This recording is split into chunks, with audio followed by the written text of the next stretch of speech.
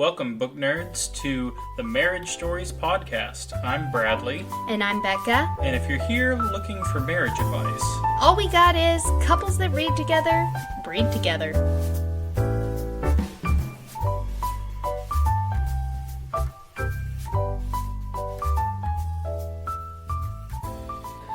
welcome to Comic Book Club for July that we're recording in September. We recorded the last one, the one for May, in August, so...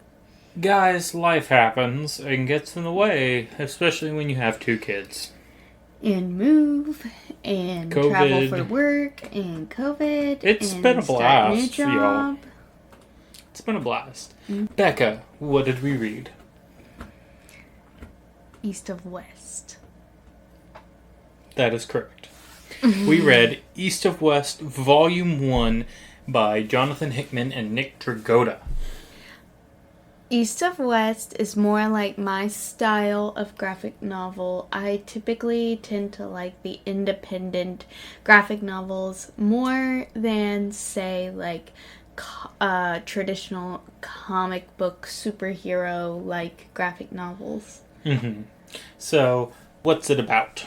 It is a awesome sci-fi western. So basically the premise is, and this is full spoilers for anybody who hasn't read it, so read it. Just read it. That's what I'm saying right now. The apocalypse tried to happen a couple years ago, like a half a generation ago. And the four horsemen of the apocalypse came, and were gonna wreak havoc upon the world, and then the horseman Death fell in love. And the plans went awry, and the world's still here. So now, the horseman Death is looking for his love, while the other three are now returning to cause the end times. And basically going rogue against him. Yeah, well, he's going rogue against that. Well, yeah. But this is a crazy and cool, alternate history that I absolutely dig. So, it starts out with the Civil War doesn't end when it's supposed to end. And because of that, the U.S. is divided into 5 or 6 different factions. There's the North and the South, there's Texas, the Native Americans, Louisiana, and then the Maoist Chinese came over to the U.S. and occupied the western coast. And they're all vying for power inside what is now the United States. And the Horseman Death, who is one of my favorite designs of Hickman's characters, he really likes that high contrast of just solid black or solid white characters with black or white accents. Which is kind of how the cover is, too. Yes, it's very stylized, and I love it. Falls in love with Mao's daughter, thus causing a whole heck of a lot of problems. I keep trying to pull up our chat from East of West to see some of the things that group members or that I said, and it won't load to be further back. But I really remember liking the art style of this graphic novel, which is big for me because if the art style I find distracting or bad, it ruins the whole graphic novel for me regardless of prose. Can you call it prose? It's not really prose. It's prose. I'd say content. The content, yeah. And I also remembered being very confused at first by all the alternate history, but then really enjoying it. I wish we got a map at some point. You do. Oh, I don't. In later volumes, you get maps. Oh, okay. I was going to say, I don't remember a map. Yes, this is my second time reading this. Bekah's first time. Johnathan Hickman is one of my favorite comic book writers. That is not an unpopular opinion right now with his work on Avengers and X-Men especially. And then his more creator-owned stuff like East of West is just absolutely phenomenal. You were talking about the art. Nick Dragotta's art, I think, is perfect for this sci-fi western. He really captures that feel. I think that one, sci-fi western is such a niche genre. You know what it kind of reminds me of, or at least the graphic novel kind of reminded me of, was the beginning of Kill Bill. Oh, yeah, I can see that. If you haven't seen Kill Bill, in the beginning, they're like having... Well, hold on. If you haven't seen Kill Bill, watch Kill Bill. But they're having like a wedding in the middle of nowhere out west, and somebody comes in and just obliterates the entire wedding party. Mm-hmm. But that's the vibe that this is giving me. Yeah, that's a pretty solid vibe, because it begins with the Horseman Death going on a vendetta to kill all the people that he believes killed his wife, but it turns out his wife is alive and just held prisoner, which at the end of the volume he goes to rescue her, which is a bloody and brilliantly depicted battle between the entire armies of Mao versus the Horseman Death and his two companions, Wolf and Crow, who are Native American warriors who can shapeshift into their respective animals. Which, why is it always a crow? Like, I like it, but why is it always a crow? I don't know. Or a raven. I believe it's a... I mean, it is very... important animal. It is. It's just always... Well, raven is more so culturally important than the crows are. But anyways. Listener at home, there's no difference. Yes, there are differences. Speaking from a non-zoologist, there's no difference. So apparently, I finished it all in one sitting. I didn't remember that, but I did. I did finish it all in one sitting. It reads pretty quickly. It's action constant throughout. There's not a whole bunch of setup, which is partly why I was confused. But I do like that. It kept your attention the whole time. There wasn't a whole bunch of just like, I don't know, what do you call it when there's like world building? Exposition dumps. Yeah. There's one of those at the very beginning, and then it's just takes off from there, and you just learn in the story. And I love that about Johnathan Hickman's writing. Now, he doesn't always do that. He does often do a lot of exposition dumps. But this is one of those cases where it works at the beginning to set up, hey, this is different than the world you know. And then here's the story.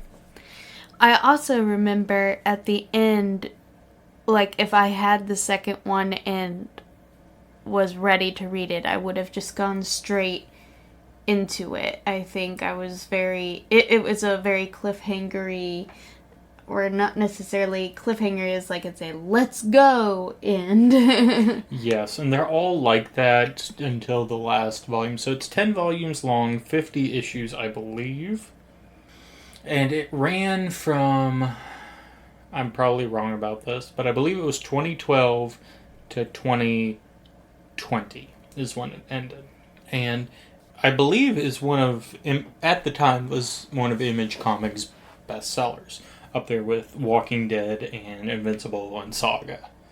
Those are its biggest ones for a while. So Image Comics is, right now, and for a long time, is the third largest comic book company.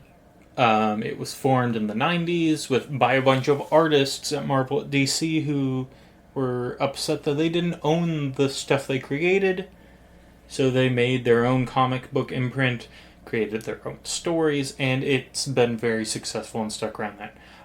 Things like The Walking Dead, Saga, Spawn, Savage Dragon are all from Image and have been very popular in their own right. I tend to like most things that I've read of Image Comics. I think maybe because they are typically more independent stories, not necessarily drawing off of parodies or spin-offs of stories that we've heard a million times. Right, and the editorial oversight is, I think, or at least it feels like it's a lot less. Authors are able to write what they want. Well, with Saga, certainly seems. Yes, Saga, I'm pretty sure Vaughn can write whatever he wants. And, I mean, Brian K. Vaughan is just. I feel like he would be that way no matter what, but. well, if you have the impressive repertoire he does, then. I think also, as far as back to East of West specifically goes, is at its roots, it is a story told over and over. The power of love over death kind of thing. Mm-hmm. And how love changed death. And love over evil. And love over... Also, you see it in the depiction of death. In the flashbacks, death is an entirely black, like, completely black character. In present day, he's solid white. I know that doesn't sound right, but I'm just talking I squinted at him, I was like...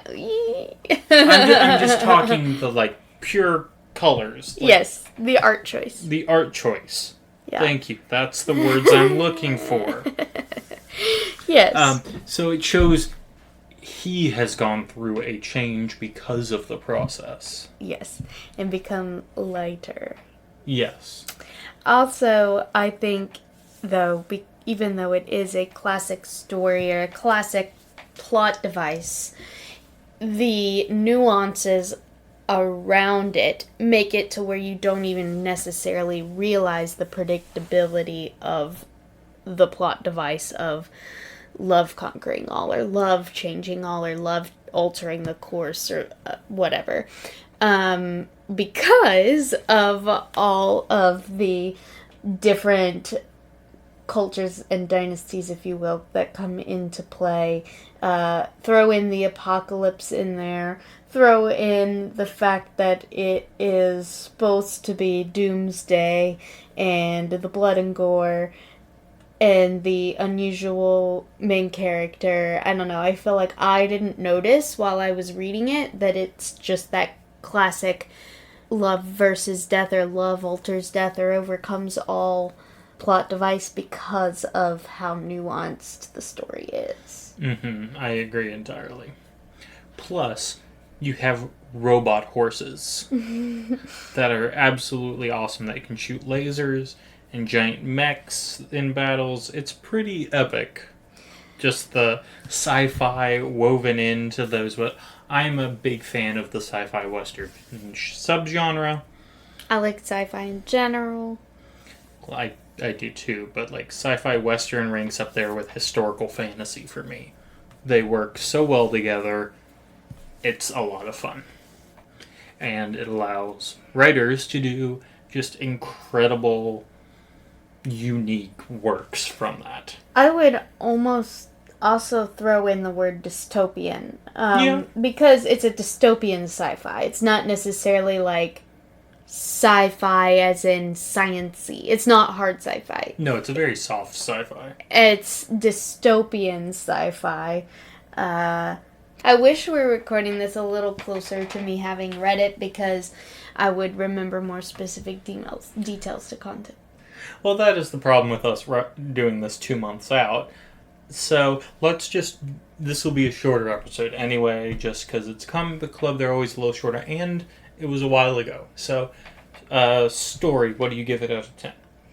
I think I remember giving the story... Now, see, I rate out of 5, typically. But if it was out of 10, I'd say probably an 8 out of 10. Okay. And art? Same. I gave it a 4 out of 5 stars. Okay. So it basically equates to 8 out of 10. Yeah. Pretty solidly through and through. All right. And on my first read, I would have agreed with you. I go a bit more toward 9 in both, and 9 in story, and because Nick Dragotta's art has really grown on me, reading 10 volumes of this, and now reading the first one again, I'm bumping that up to 9.5, just because I think it's so perfect for this atmosphere and for this story. Would you read volume 2? Yes, I think I said that earlier. So I also looked up to see if our indie bookstore could get in stock these volumes, and currently it is not in active stock or print at any of the warehouses we order from. But if I had access to the second one, I would read it. See, they used to have these really nice hardcovers that were 3 hardcovers for the entire series. They were gorgeous looking, and they went out of print in 2020, and they haven't put them back in print. It's so frustrating. What I've been noticing with a lot of graphic novels, especially independent graphic novels lately from our ordering catalogs, is that it seems like a run will get a reprint like at anniversary milestones. Like they'll say, oh, this is the 10th anniversary edition, or this is the whatever. At least that's kind of what's... So we have to wait till like 2030 for a reprint for the 10th anniversary. I don't know. That's just what I've been noticing. But... Okay. Well, let's hope that's not true, because this is a great story, and if you haven't read it, I would definitely recommend it. I believe it's a Prime title for free, or also a Kindle Unlimited title, so if you have access to those, definitely go and check it out. It's worthwhile read. At least read the first volume and see what you think. If you hate it, don't worry about it, but if you even liked it a little, I'd suggest going with Volume 2. Thank you for joining us on July's Comic Book Club. Join us for our August comic book club discussion of Court of Owls, Batman again. By Scott Snyder with art by Greg Capullo. And for this month, September, there's still time to hop on board our actual comic book club. Just message us at the Marriage Stories Pod or either of our personal bookstagrams at Books, Boards, and Brews with underscores in between, or at the Book Annalid. You're saying this like I'm going to get this edited and up before September ends. Listen, okay, if it's October, come join us for whatever we choose for October. Okay. But anyway, September is Wonder Woman Dead Earth. Yes, Wonder Woman Dead Earth by Daniel Warren Johnson. It's going to be a fun ride. I love that story. Thank you for joining us. And until next time, keep reading.